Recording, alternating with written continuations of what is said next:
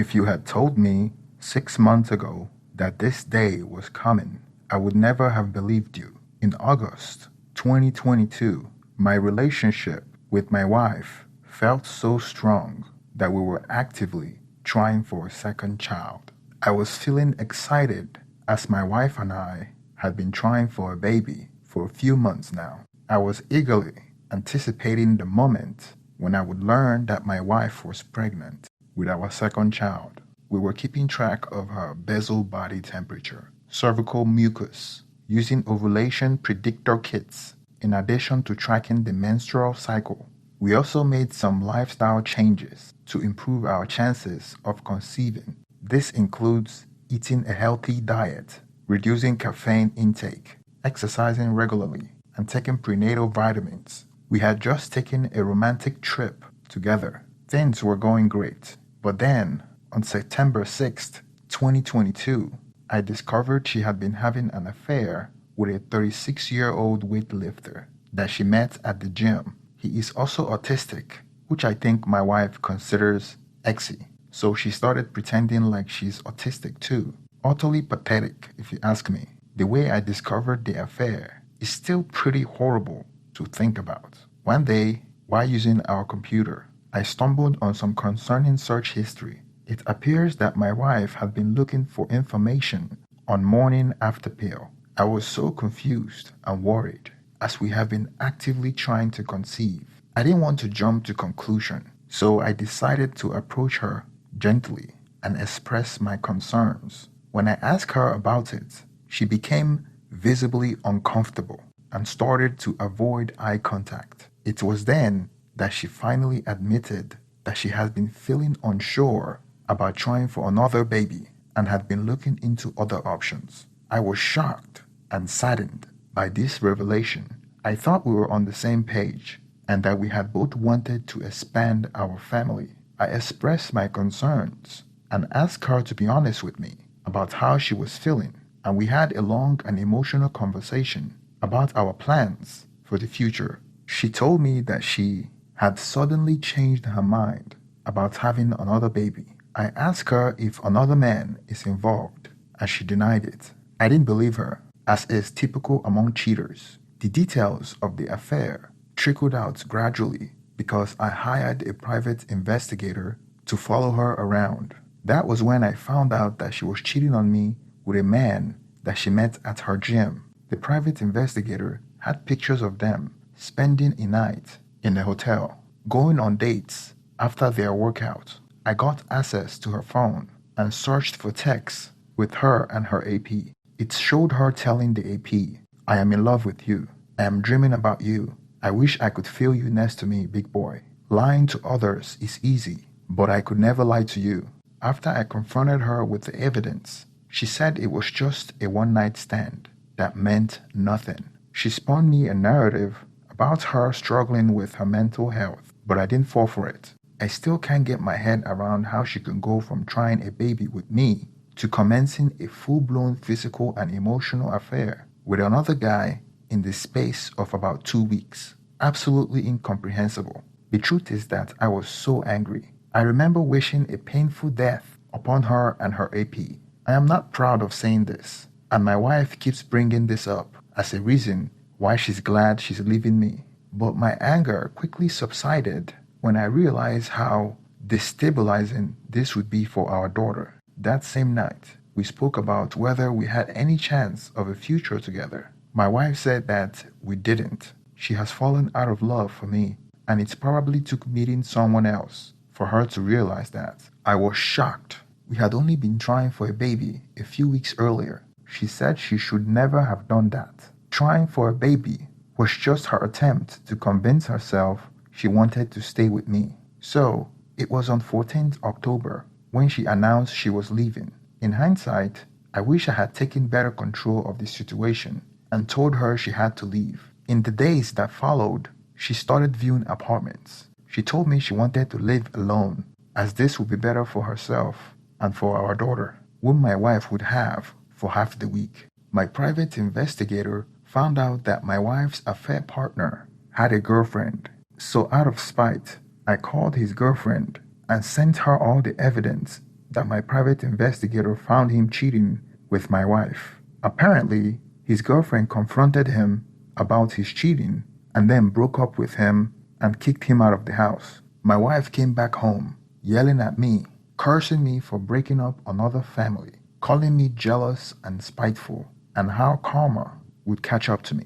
If you could hear our argument that night, you would think I was the one that cheated. She tried to turn the tables around on me, like I was the bad guy, like I was supposed to allow her to cheat and then reconcile with her while she continued to cheat on me without consequences. A few months earlier, we were planning on having a baby, and now I should just be quiet about sleeping with another man? So I was skeptical about her apartment search because I knew the AP was also homeless, having been thrown out by his girlfriend once the affair with my wife came to light. I also knew my wife would struggle to afford an apartment by herself in the area that we live in, but my wife promised she would tell me as soon as she makes any decision that affects our daughter's care. Then, a couple of days later, my private investigator was on their tail and he discovered AP was already giving my wife and my daughter lift to child care. My wife never thought to tell me this. Don't worry, I have documentary evidence that this happened. This confirmed to me that I can't trust a word my wife says, even regarding matters that relates to our daughter. So I snooped at her emails and saw she had rented an apartment jointly with AP.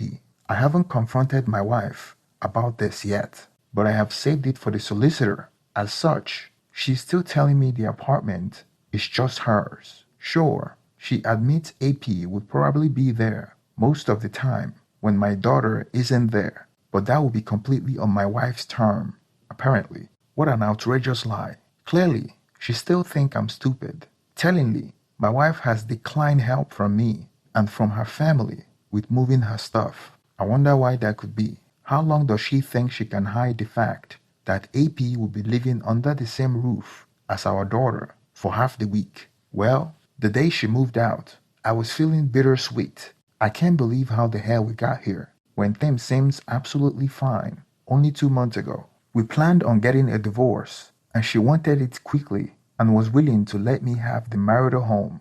I was relieved when she left and was able to properly reclaim our marital home as my own. Although the first few days we felt incredibly lonely, I was also dreading the long road ahead as my wife has taken decisions, which means the custody battle cannot be messy, even though that's in no one's best interest. So she's gone. I got home after work. My wife had the last of her stuff packed and ready to go. The marital home that we saved up for, that we decorated together, the home that our daughter grew up in, she just left and she's not coming back. Ugh, I knew this would be hard. And then I asked my daughter if she saw Mommy's apartment today. Mommy's apartment, she replied. And then, because clearly I like to torture myself, I asked my daughter who she saw today. She said AP's name. When I spoke to my soon-to-be ex-wife on the phone, she was still trying to play the victim and make us all feel so sorry for her, as if she would be sad and alone in her new little apartment, as if she wouldn't be effing AP morning, noon, and night. As for who has our child for the new few days, the plan is that I collect the child this evening, just before she completes the move into the apartment. She then takes the child back on Wednesday. Between now and then, I will try to get her to admit the fact regarding their living arrangement. When confronted with the lease, she will most likely admit that the flat is in both their names, but that AP stays in his parents on days when my wife has the child.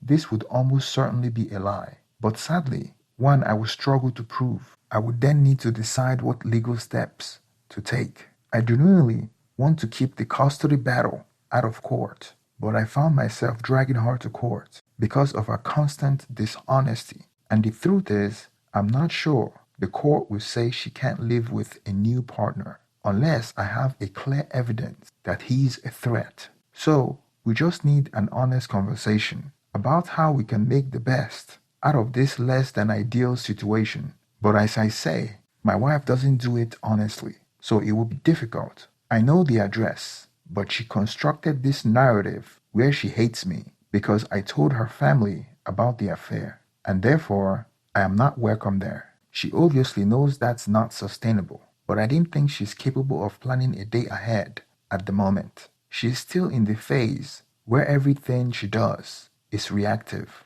I took over dropping my daughter at the childcare. Then I was told by the worker at the childcare that AP came to collect her. That really bothered me because I didn't know much about the AP for him to be hanging around my daughter. The next step was confronting the soon-to-be ex-wife about her living arrangement with whom she signed a lease with, and she continued to be dishonest. I wasn't happy with the AP living with her and my daughter, so I went to court. She denied that the AP was living with her since his name was not on the lease. Then why was he picking up my daughter from childcare? I was in constant conflict with her and dreaded any moment my daughter had to stay in her apartment. She told me that I was spiteful and that I should get over it. The divorce process takes only 2 months in my state. My wife gave up the house to me to expedite the divorce process, and she said she was exhausted from dealing with me. So a few days before the divorce is finalized, she sent me an invitation poster for a wedding with AP, thanking me for breaking up AP's relationship, saying good riddance, telling me how much she loves AP and how better he was in bed and how much bigger he is and how I wasn't as manly as the AP. She knew all my buttons and she knew everything that she could say to crush my soul. I would be lying if I say I wasn't crushed. I am not the type that will let things slide, and she knows me well. But I didn't know what to do. She has defeated me in court and gotten whatever she wanted in terms of custody arrangement and child support. She said that I should be happy that she left me the house and that I should allow her and her AP to live in peace. I was so depressed that I didn't know how to move on. A few days later, the private investigator called me because the last payment I sent to him did not go through. As we arranged another payment source, we started talking about my wife and how her life is going, and I told him about the text messages and the upcoming wedding. He mentioned to me that he couldn't believe that my ex-wife would be going to marry that type of man. I inquired what he meant by that, and he said that when he did a background check on him, he had a criminal history. I immediately started stuttering my words when I heard this, and I asked him why he didn't mention it earlier. He told me that he did, but maybe I didn't hear it because that wasn't what I was focused on at the time. Turns out that the AP had outstanding warrants for his arrest across the country for various offenses. He had been using different aliases and had a history of committing fraud, identity theft, and other criminal activities. Apparently, she had been planning her wedding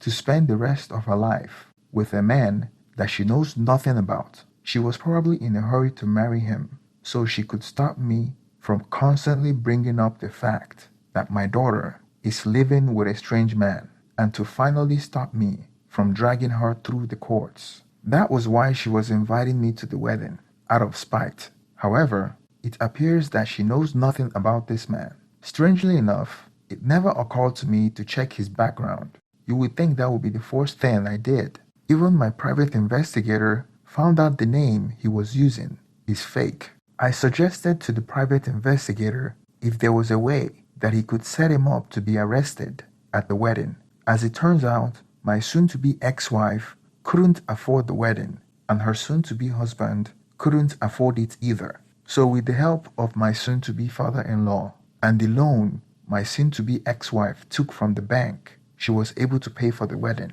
Luckily, my private investigator had friends in the police department, so he arranged for the arrest to occur at the wedding, when the happy couple would be tying the knot. I extended the invitation to all our mutual friends and my family members as well. Most of them were surprised that I was inviting them, but I said that I want them to know that I have completely let her go, and I want her to be happy, and I want to be there to support her. Did I mention that I was a vengeful person? Because I was. I wanted everyone she knows to get a front row seat at her life-changing embarrassment, so I would have a lot of witness at the next family court hearing.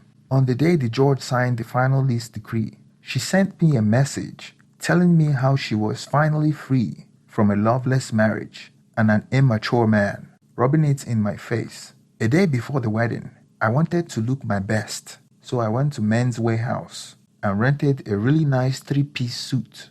Day of the wedding came, went to pick up my parents. They thought there was something wrong with me for being so excited that day. They didn't want to come, but I pressured them to go along with some of our mutual friends. It was a small wedding held in her father's backyard. About 300 guests were there. I know most of them. They were surprised to see me there. While I was at the wedding, my ex-wife texted me, asking me why I was at her wedding and what I was up to. I reminded her that she invited me.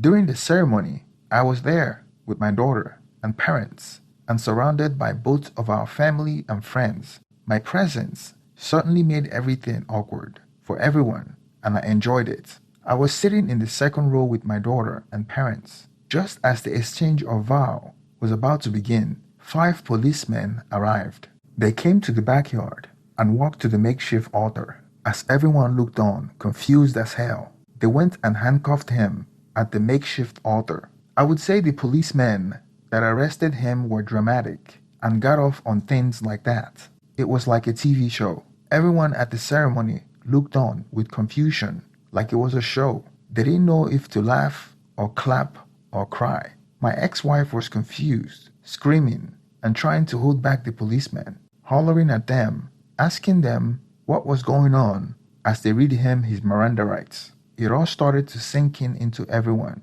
that this wasn't an act. After he was handcuffed and dragged down the aisle with 2 policemen walking him to the police car, everyone was left confused. As I started explaining to my parents and anyone that was asking for answers about what just happened, my father-in-law and my wife lost a huge sum of money, and my wife is now in a huge debt because of the loan she took out, and apparently she and our AP were supposed to pay it off together. It was very embarrassing to her family.